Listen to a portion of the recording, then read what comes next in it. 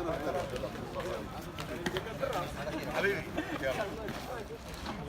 here, if you don't mind.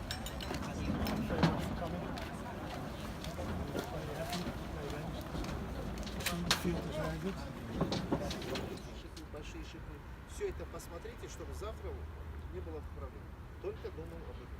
Значит, еще раз, питание, питье ваше. Очень внимательно. Завтра